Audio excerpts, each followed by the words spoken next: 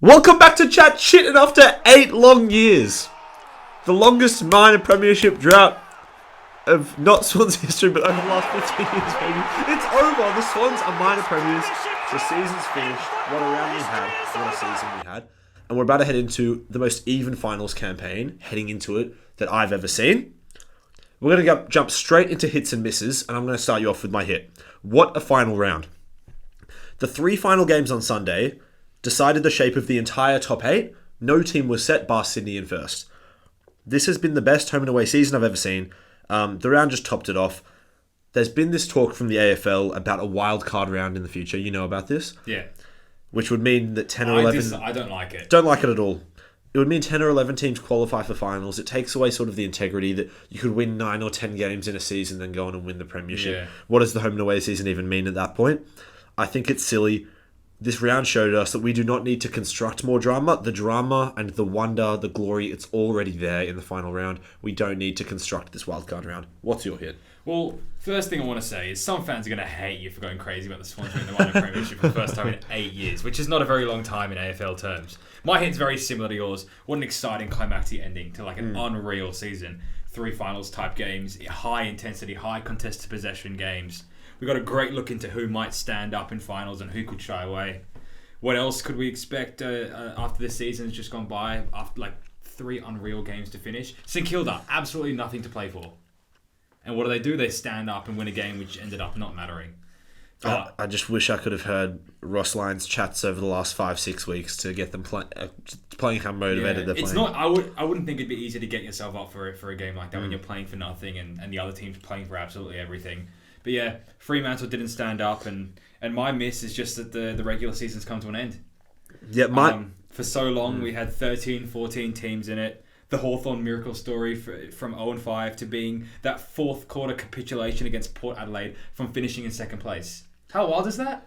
If they win that game against Port Adelaide, which they should have won, they would have been second. They would have been 2nd place. Hawthorn this season, it's been so fun to watch. I've never been this happy to see a team win apart from Sydney. They are just such a likeable team. It's everything about how fun they are, how youthful they are, how far ahead of their rebuild that they're supposedly, and they're so far ahead of it. They've been the best team in the league since round 5, and pretty much everyone, that's consensus at this point. How crazy is that? I'll move on to my miss. I'll be honest, I love to complain, but I've looked through the 44-man All-Australian squad that's just been released. I don't have too many complaints, but I'll tell you, I want to show some appreciation for the guys that I think got snubbed. There were 2 really big ones for me. I think the 2 big snubs in my mind were Nick Martin. Ooh. I have him in my 22. Wow. I did my All-Australian team a couple days ago. Yeah. Or after the Sunday games, we love our lists and our stats. I put together what I would select as the All-Australian team. I have him on the half-back flank. He's been incredible. Then they've sent him up the field. He's been just as effective, if not more. And I really could not believe that he didn't make that squad. The other one is, I understand how bad Richmond were, but that was not Nick Vlaston's fault, and I reckon he's been the best lockdown smaller defender in the league this year. I was pretty disappointed that they didn't put him in there. It's so easy to just look at Richmond's results and just not put any Richmond guys on the list. He's been absolutely phenomenal throughout the entire year. On that, I think what we seem to forget is there's a lot of recency bias. I feel because he had an awesome first 10 weeks, talked about as the mainstay in that All-Australian team. Can I tell you something? I don't really think he's dropped off. I think people have just stopped watching Richmond games. There's that's definitely an aspect of it. Richmond are getting hammered. He hasn't been that bad. Arguably the best defender in the competition first 10 to 12 weeks, and he doesn't even make the squad. Bit disappointing. I'll tell you just 2 other names quickly. Tom Green did not make the squad, which is pretty big. I can see it. He wasn't as strong. Many predicted him to be the Brownlow medalist this year. He was the favourite going into the year on the sports books. And Andrew McGrath, who I think no one really expected to be picked, but I've loved him. I've had him right on the brinks of my All-Australian team throughout the year. But I don't think they did a bad job with the squad. I guess 2 highly competitive positions, right in the centre and a half-back. Yeah. But we'll move on to a new segment. Finals is right around the corner. We want to talk about the most important players for your final teams. So we're talking most important player for this final series. Not necessarily the best. So for example, I'll start off, I'll go top to bottom. Starting off with Sydney, I've gone Brodie Grundy. Okay. He's been one of our worst players in the back half of the year. He was the front runner for the All-Australian ruckman halfway through the season. He's had a huge drop-off. We know that he has issues maintaining match fitness throughout a long season. It's been a few years since he's played a full season, so it makes a lot of sense. With a week off, and then hopefully another week off if the Swans can get a win against GWS, the Swans need Grundy to get fit, turn around his form, and be that extra skilled midfielder on the ground that he was in the first half of the year, which just brought our midfield to that extra level that no one could compete with. I'll rush through some more. Port, I've got Zach Butters. The only advantage that Port have, matchup to matchup on their opposition, is their midfield. They can be the best midfield in this final series with Butters, Horne-Francis, Rosie, electric. They need Zach Butters and the rest of those midfielders to dominate. Geelong, I've gone Tom Stewart. In the forward line, they just have such... It's freakish how much talent they have in their forward line. You know they're going to perform, someone there. But Tom Stewart is so crucial for them, whether it's in the back half or in the centre. Wherever they chuck him, we know that teams have had a history of being able to tag him. They try to tag him and contain him. He needs to try to find a way to be influential. GWS, I've gone Toby Green. He is the leader.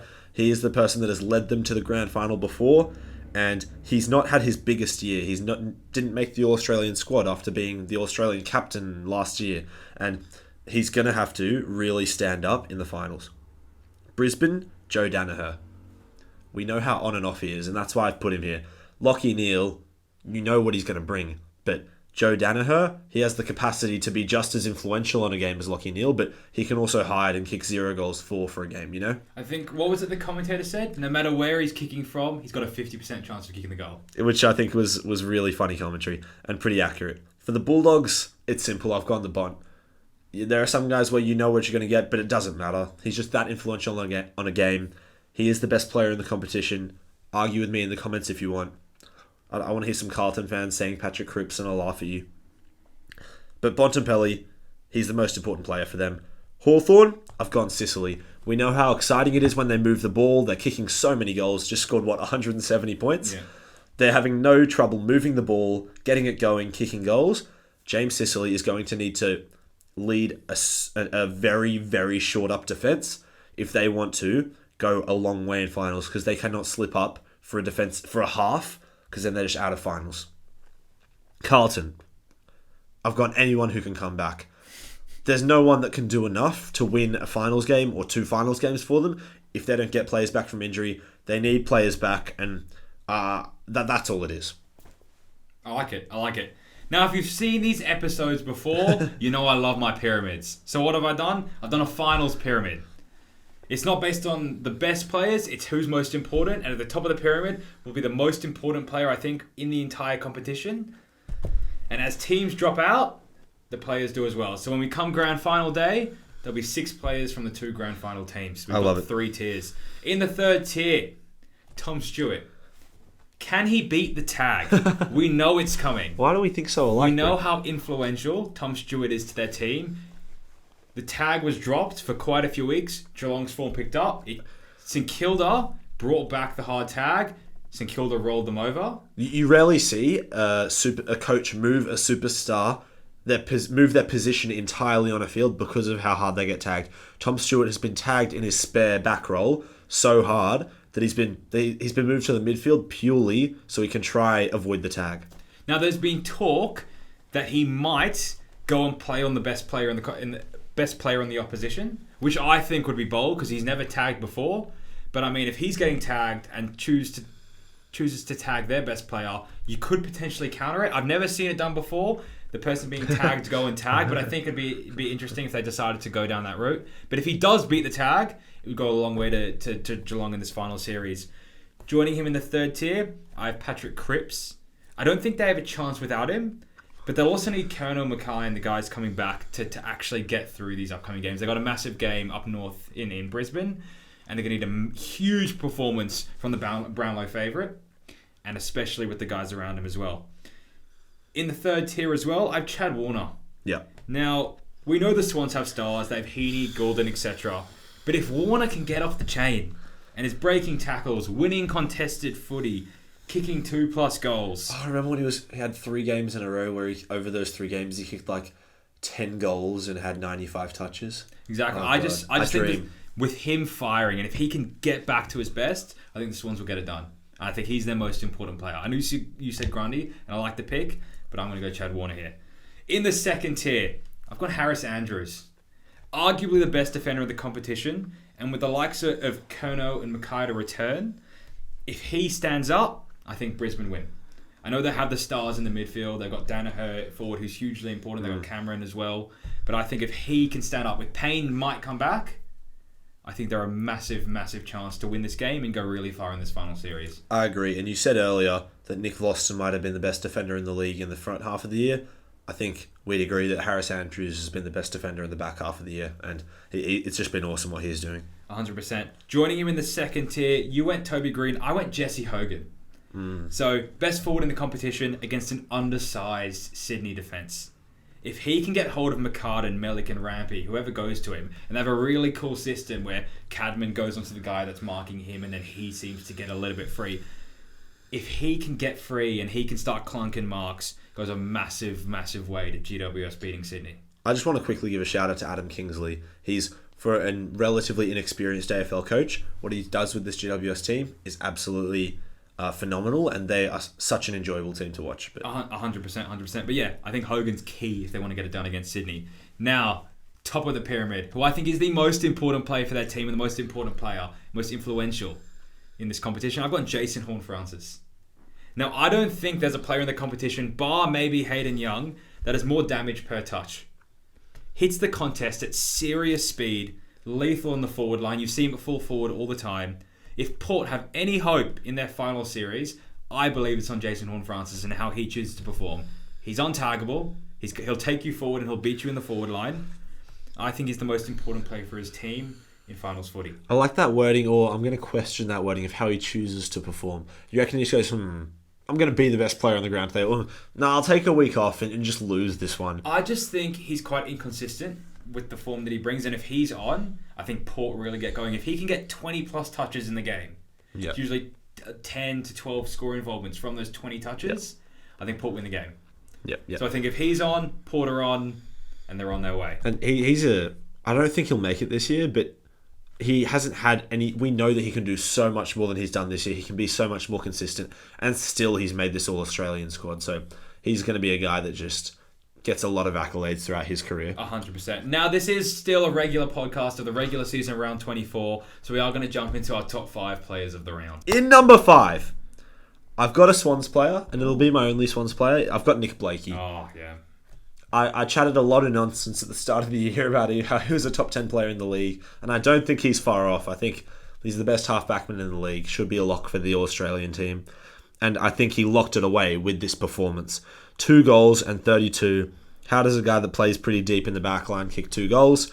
Because he's Nick Blakey, kicks 2 really difficult ones, and when you let him get this much of the ball, he's going to damage you so much. You just talked about how JHF is so damaging with every touch, and Hayden Young, throw Nick Blakey in that list as well. Who's your number 5? I like it. Now, with my 5 players this week, I've chose to try and favour players who played in games that matter. Yep. So, in saying that, though, in 5th place, I have Nick Dacos. I know he had an awesome stat line, but this game, I heard, was bottom 5 games in contested possessions for the entire year. So the teams just weren't up to it. They weren't really playing for anything. Then again, Nick Dacos, 40 disposals, 2 goals, 10 contested possessions.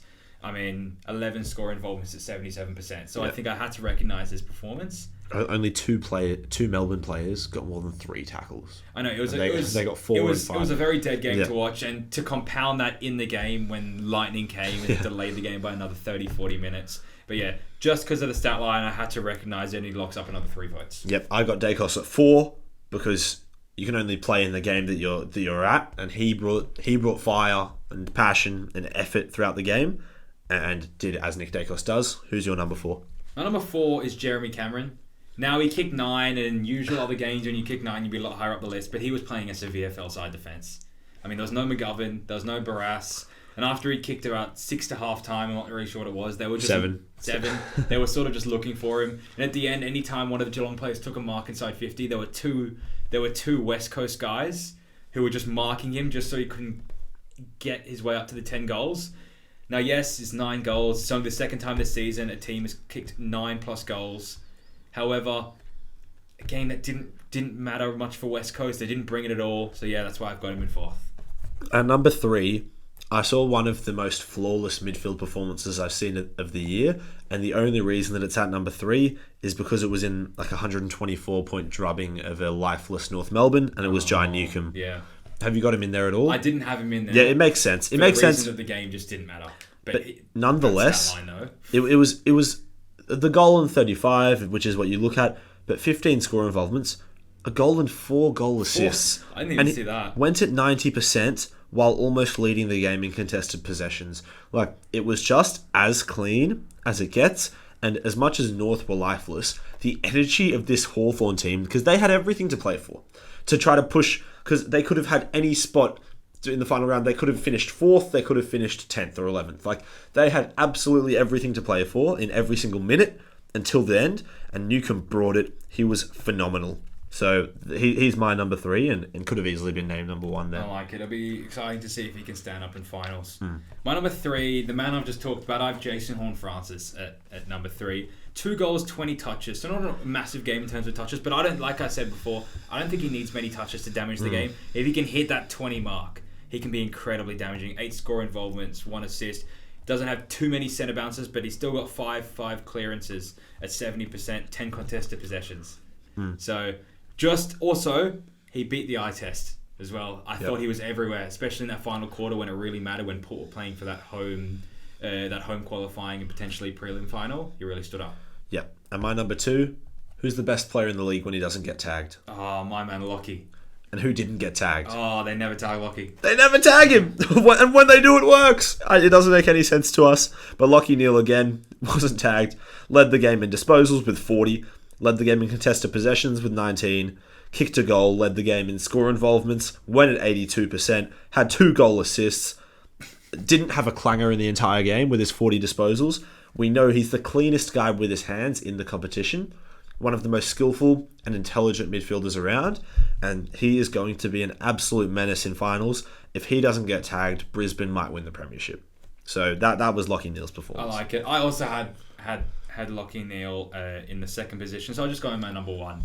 I had Ed Richards at number 1. An absolute breakout star, and in a future video we are going to do the most improved players of the whole season, and I think he's definitely going to be right up there. 2 goals, 29 in a finals type game. Really stood up. 12 contested possessions, 8 scorer involvements, only 4 clearances, but 4 tackles.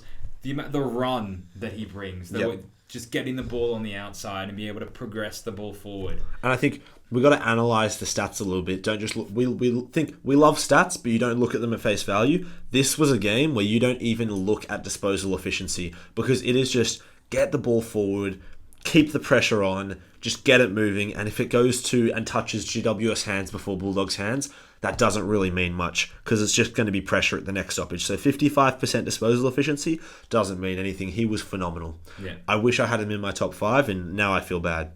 My number 1 was Jeremy Cameron. Fair. 9 goals. Guy kicks 9 goals. What are you going to do? And the thing is, we both had bets on for him to get. I had him to get 4 goals. You had him to get 5 goals.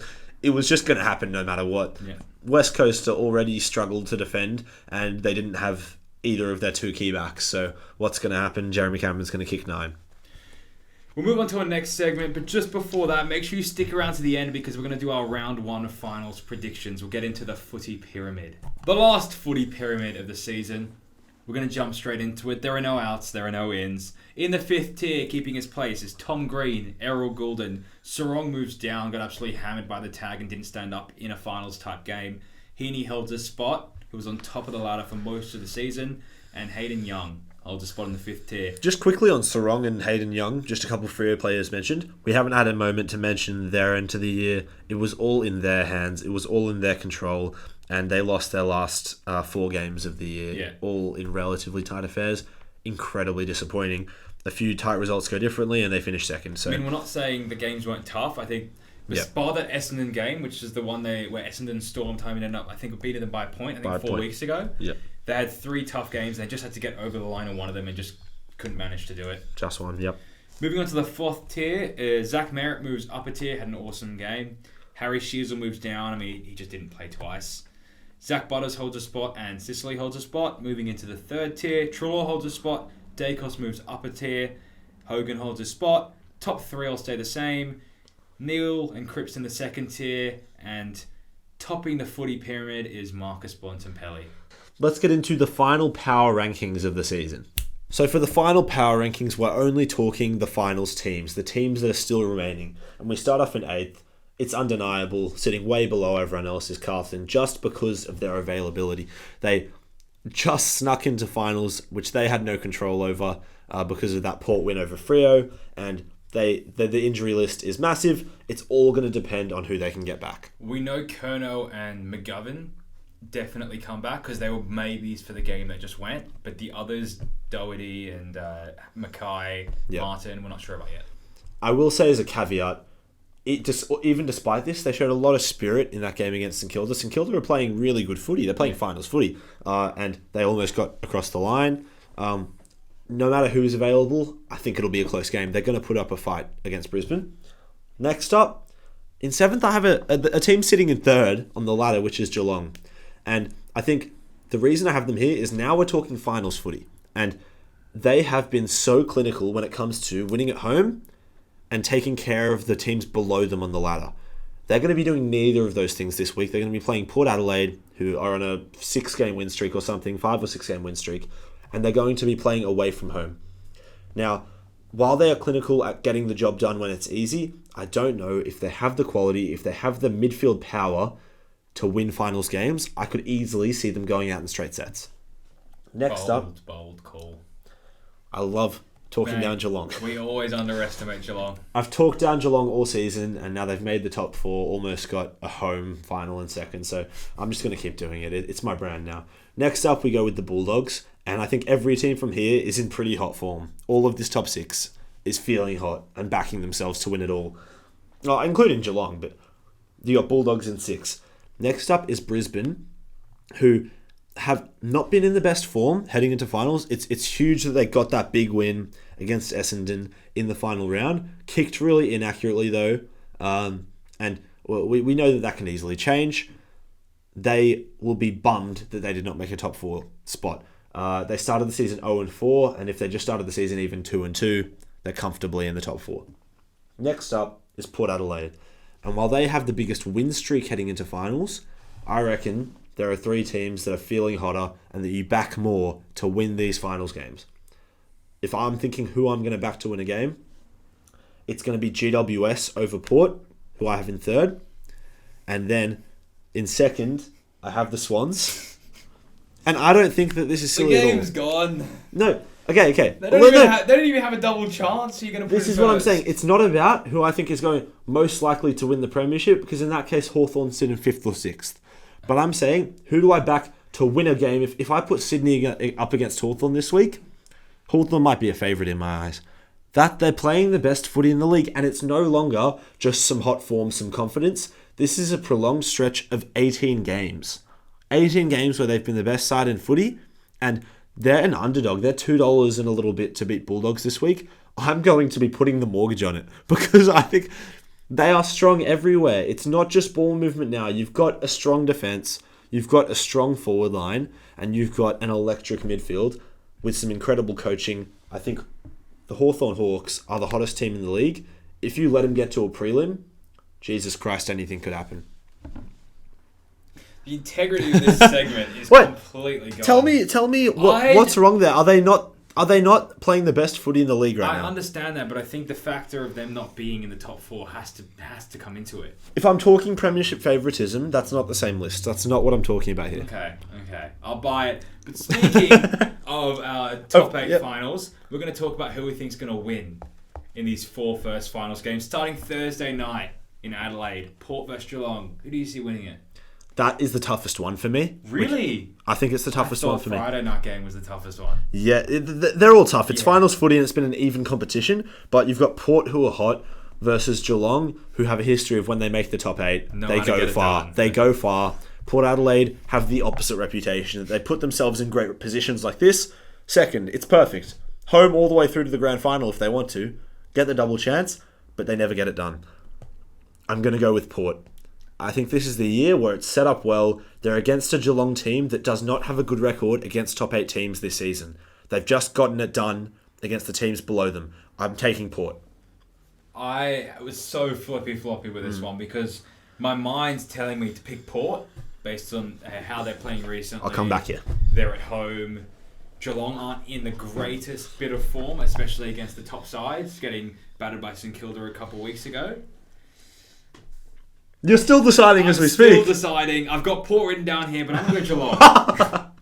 I reckon Geelong are going to win this game. You just told me something else was the hardest. You couldn't figure it out until you said it. I think Jeremy Cameron's going to get hold of the Port defence, and I think they're going to get done. I think Stewart is going to beat the tag. The Geelong defence is going to hold up. Yeah. It's just on that midfield battle, which Port definitely have the upper hand, but I'm going to back them to get it done. All right, we move on to the Friday night game. The hardest game to predict. Okay, I'm gonna be honest. This is the only game where we've sort of already traded predictions off camera, and this is another one where we see it differently. I'll start off. I don't have to say more than what I just said. I think Hawthorn are the hottest team in the league. Marvel Stadium or MCG. It's more of a home game for the Hawks than it is the Bulldogs. The Bulldogs mainly play their home games at Marvel, and I just don't back anyone against the Hawks right now. Fair enough. I've gone the Dogs. Pure thing is, I think it's very even up until you get to the forward lines. And I think it's going to be very tough for an undersized Hawthorn defence. We know Weddle plays tall. We know Sicily plays tall, and they have Frost. Against 3 of the best talls in the league. Darcy's, who's in some hot form. Jamara, who's in some really hot form. And Norton, who's not in the best of form, but he's still a massive target inside 50. I think those 3, if even one of them gets off the chain, I think they're going to win this game. I'm going to dispute something. Okay. You just said it's even everywhere, but Bulldogs have got the edge in the forward line. I'd agree. I think Bulldogs probably... They clearly have the advantage in the midfield too. They have the most star-studded midfield that's going around. They have the most star-studded key forwards. Okay. It's the coaching and it's the system, which is what sets Hawthorn ahead of them. Never been a fan of Bevo. We agree that what he's done with this list is unacceptable. I understand that. They should be top 4 now, and they've found some form. No, they should be top 4 every year. They should be dominating more than they have been. So the personnel doesn't matter if you're not playing as good a system. This Hawthorn system is what sets them apart. The chemistry and the energy and the combined with the robust system being created by Sam Mitchell. I think they have the edge. I mean, what a game, though. It's going to be on Friday night. Oh, I think that's the one. I know. I have a feeling we'll agree about the Saturday afternoon. I know the Swans are playing this weekend, but that could be the game. Next weekend. But that could be the game I'm looking forward to the most. Dogs Hawthorn. I can barely pick it, but I think the Dogs get it done. Moving into Saturday afternoon, I'm a little bit disappointed with the time slot that the Swans got. They didn't get a night game. Sydney Derby, for God's sake. I know. We'll be there. We'll be supporting the Swans. I have the Swans winning it. I think they found some form. I think the game against Adelaide was huge. Just playing some guys back into form. A few games ago, we played 1 quarter, won the game against Collingwood. Then we played 2 quarters, won the game against Essendon. Now we played a full game against Adelaide. And yes, it wasn't the best opposition, but the guys are looking hot. They've got a week off. Like you said, Grundy's should come out. Massive ruckman. It's going to be a huge battle with Briggs. We played them about 10 weeks ago. We were there. We absolutely played them off the park. Will that be in the back of their minds? I think the Swans get it done. I think the Swans get it done too. I will say, sort of, to play devil's advocate, there's going to be people who talk about GWS, they finally lost a game, they've fallen off at the wrong time. They have not fallen off. I don't think that'll be in their heads. They're going to be confident, knowing that they have the double chance too. They'll be playing with energy and freedom. I just think the Swans are a better team. I don't think they get it done. But obviously, an upset could happen there. I do want to mention... You know who's back and back in incredible form, being so much better than anyone expected in the back half of the year, is Luke Parker, the 5-time Brett Kirk medalist. He has eaten the GWS Giants for breakfast throughout his career. Breakfast, lunch and dinner. Yeah, so this would be 3:20 p.m. He'll eat them for afternoon tea. Oh, man. And it doesn't matter whether we chuck him in the midfield for a quarter and then he goes and gets 4 clearances in a quarter, or we chuck him deep forward and he plays as a pseudo key forward. One of the commentators said he might be the best 1-on-1 contested mark in the league, which was crazy to say. But he's up there.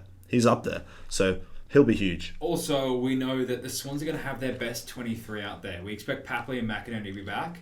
So they're going to, whatever they pick, there are going to be 0 injuries. I think Taylor Adams misses out. It's going to be huge selection dilemmas, but I'm just going to throw that one out there. Who do you think the Swans drop for that game? Does Braden Campbell, who's in such good form, does he get knocked out by Justin McInerney? Does Jake Lloyd, the vet, what decisions do they have to make? Let us know. We'll move on to the last game, the Saturday night game. The Lions against Carlton. Now, I found this one the easiest one to pick of the 4 games. Carlton? 100%, man. But Lions at home, I mean, I can't believe they didn't finish top 4 from the position they had a few weeks ago. It'll be interesting because we don't know who Carlton's going to get back. Who can they get back? They're not going to want to play anyone even if they're at 50%. They can't risk going a man down. Oh, we're at the Gabba. Brizzy by 70, honestly. I've got this was an easy one for me. I think the Lions gonna get this done. Yeah, I said a second ago that I reckon Carlton will keep it close. I take it back. I don't know. Brisbane are a lot better. They're better without the injuries, and they're a lot better with the Carlton injuries, especially at the Gabba. And I think Brisbane win by probably quite a lot in this game. Now, this is the last podcast for the regular season. We're going to be doing a lot of videos to wrap up the season. Are all Australian. Let's get our arms around each other. We've got a pre-season predictions videos that's going to come out. Pre-season predictions review video. We're going to record it straight after this. Straight after this, it's going to come out next week. We want to know what we can improve on. We were listening to our first video of the season. There was absolutely no flow. It was terrible to listen to. We think we've come far. We want to know if there's segments you want to see. We want to see if there's anything you want to change. We want to see if you want to put something in the background. We want to know if you're still... Do you want my James Rowbottom jersey hanging right here? If you are still watching now, you're a real fan. I want you to let us know. It's been 24 rounds of AFL footy, and we'll see you in the next season.